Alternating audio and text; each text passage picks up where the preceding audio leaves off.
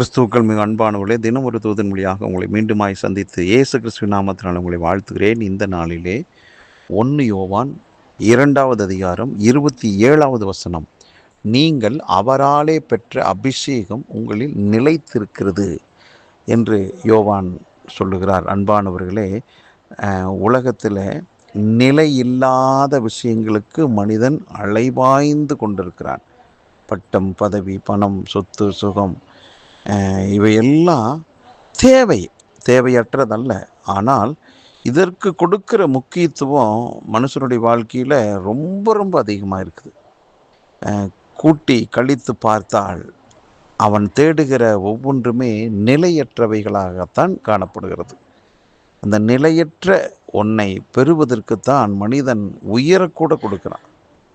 ஆனால் ஆண்டவர் யோவானுக்கு வெளிப்படுத்தி அழகாக நமக்கு கற்றுக் கொடுக்கிறார்.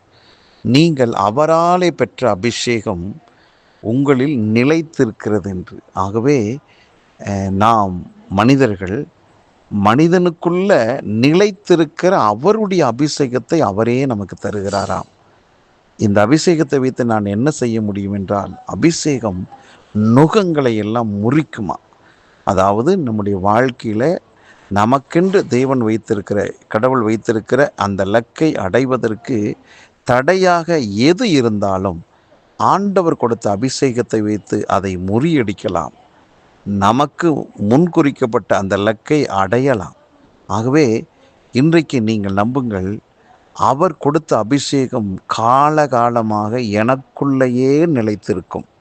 இந்த அபிஷேகம் எனக்கு எவ்விதத்தில் உதவியாக இருக்கும் என்றால், என் வாழ்விலே முன்னேற்றம் அடைவதற்கு எது தடையாக இருந்தாலும் அந்த தடைகளை ஆண்டவர் எனக்கு கொடுத்த இந்த அபிஷேகத்தை வைத்து நான் முறியடிப்பேன் என்று. இந்த அபிஷேகம் ஒரு சத்தியமானது, வல்லமையானது. ஆகவே இந்த நிறைவான அந்த அபிஷேகத்தை பயன்படுத்துவோம். அந்த அபிஷேகத்தில் இன்னும் நாம் வளருவோம், நிரம்பி வழிகிற அனுபவத்துக்குள்ளே வருவோம். நமக்கு எதிராக இருக்கிற நுகங்களை முறியடிக்கலாம், வெற்றியுள்ள ஒரு வாழ்வை வாழலாமே. ஜெபிக்கலாம். நல்ல பிதாவே, நல்ல நாளுக்காக நன்றி. ஆண்டவரே, இந்த உலகத்தில் எங்களை நம்பி உம்முடைய அபிஷேகத்தை இலவசமாக எங்களுக்கு கொடுக்கிறீரப்பா. அந்த அபிஷேகம் எங்கள் வாழ்க்கையில் அடுத்த எல்லைக்குள்ளாக நடத்தி செல்வதற்கு போதுமானதாக இருக்கிறது.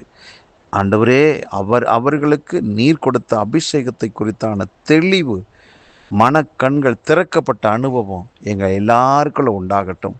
அபிஷேகத்தின் மூலமாக வெற்றி மேல் வெற்றி அடைந்து விடுதலை வாழ்வு வாழட்டும். ஒவ்வொருவரை வாழ்த்துகிறேன், ஆசீர்வதிக்கிறேன். இயேசு கிறிஸ்துவின் நாமத்தில் ஜெபிக்கிறேன் நல்ல பிதாவே, ஆமேன். அன்பானவர்களே, உங்களுக்குள்ளே இருக்கிற அபிஷேகத்தை குறித்து நீங்கள் குறைத்து மதிப்பிடாதீர்கள். அது நிறைவானது.